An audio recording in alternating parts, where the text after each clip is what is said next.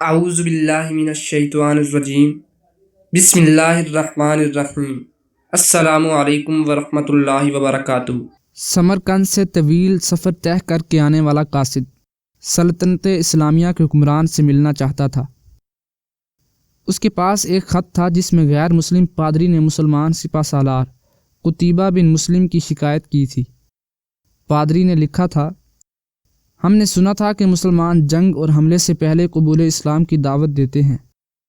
اگر دعوت قبول نہ کی جائے تو ٹیکس یعنی جزیہ دینے کا مطالبہ کرتے ہیں، اور اگر کوئی ان دونوں شرائط کو قبول کرنے سے انکار کرے تو جنگ کے لیے تیار ہو جاتے ہیں۔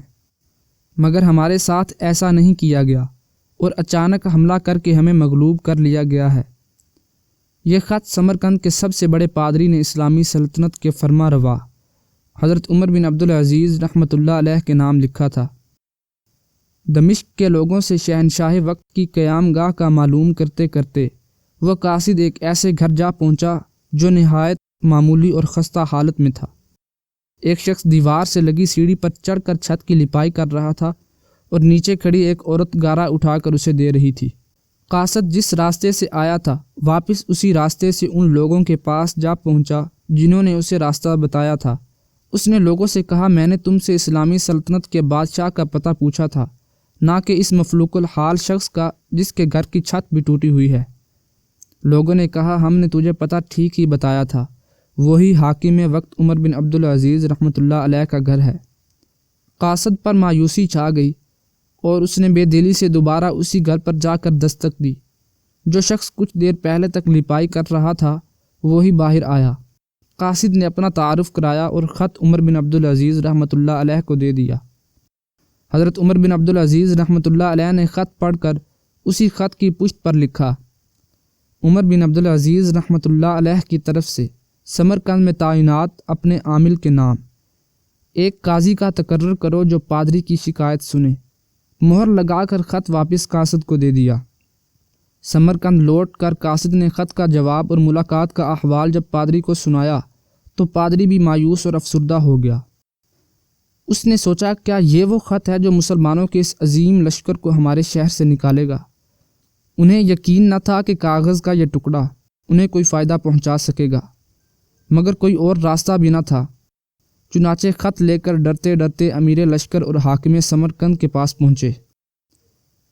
حاکم نے خط پڑھتے ہی فوراً ایک قاضی کا تعین کر دیا جو اس کے اپنے خلاف سمرقندیوں کی شکایت سن سکے۔ قاضی نے پادری سے پوچھا، تمہارا کیا دعویٰ ہے؟ پادری نے کہا، قتیبہ کے لشکر نے بغیر کسی پیشگی کی اطلاع ہم پر حملہ کیا۔ نہ تو اس نے ہمیں اسلام قبول کرنے کی دعوت دی تھی اور نہ ہی ہمیں کسی سوچ و بچار کا موقع دیا تھا۔ قاضی نے حاکم کو دیکھ کر پوچھا، تم اس دعویٰ کے جواب میں کیا کہتے ہو؟ حاکم نے کہا، قاضی صاحب، جنگ تو ہوتی ہی فریب اور دھوکہ ہے۔ سمرقند ایک عظیم ملک تھا، اس کے قرب و جوار کے کم تر ملکوں نے نہ تو ہماری کسی دعوت کو مان کر اسلام قبول کیا تھا اور نہ ہی ٹیکس دینے پر تیار ہوئے تھے، بلکہ ہمارے مقابلے میں جنگ کو ترجیح دی تھی۔ سمرقند کی زمینیں تو اور بھی سرسبز و شاداب اور زور آور تھیں۔ ہمیں پورا یقین تھا کہ یہ لوگ بھی لڑنے ہی کو ترجیح دیں گے۔ ہم نے موقع سے فائدہ اٹھایا اور سمرقند پر قبضہ کر لیا۔ قاضی نے حاکم کی بات کو نظر انداز کرتے ہوئے دوبارہ پوچھا، میری بات کا جواب دو، تم نے ان لوگوں کو اسلام قبول کرنے کی دعوت، ٹیکس یا پھر جنگ کی خبر دی تھی؟ حاکم نے کہا، نہیں قاضی صاحب، میں نے جس طرح پہلے ہی عرض کر دیا ہے کہ ہم نے موقع سے فائدہ اٹھایا تھا۔ قاضی نے کہا، میں دیکھ رہا ہوں کہ تم اپنی غلطی کا اقرار کر رہے ہو، اس کے بعد تو عدالت کا کوئی اور کام رہ ہی نہیں جاتا۔ اللہ نے اس دین کو فتح اور عظمت تو عدل و انصاف ہی کی وجہ سے بخشی ہے، نہ کہ دھوکہ دہی اور موقع پرستی سے۔ میری عدالت یہ فیصلہ سناتی ہے کہ تمام مسلمان فوجی اور ان کے عہدہ داران بما اپنے بیوی بچوں کے اپنی ہر قسم کی املاک اور مال غنیمت چھوڑ کر سمرقند کی حدوں سے باہر نکل جائیں اور سمرقند میں کوئی مسلمان باقی نہ رہنے پائے۔ اگر ادھر دوبارہ آنا بھی ہو تو بغیر کسی پیشگی اطلاع اور دعوت کے اور 3 دن کی سوچ و بچار کی مہلت دیے بغیر نہ آیا جائے۔ پادری جو کچھ دیکھ اور سن رہا تھا وہ ناقابل یقین تھا۔ چند گھنٹوں کے اندر ہی مسلمانوں کا عظیم لشکر قافلہ در قافلہ شہر کو چھوڑ کے جا چکا تھا۔ سمرقندیوں نے اپنی تاریخ میں ایسا کبھی نہیں دیکھا تھا کہ جب طاقتور فاتح قوم کمزور اور مغلوب قوم کو یوں دوبارہ آزادی بخش دے۔ ڈھلتے سورج کی روشنی میں لوگ ایک دوسرے سے سرگوشیاں کرنے لگے کہ یہ کیسا مذہب اور کیسے پیروکار ہیں۔ عدل کا یہ معیار کہ اپنوں کے خلاف ہی فیصلہ دے دیں اور طاقتور سپہ سالار اس فیصلہ پر سر جھکا کر عمل بھی کر دے۔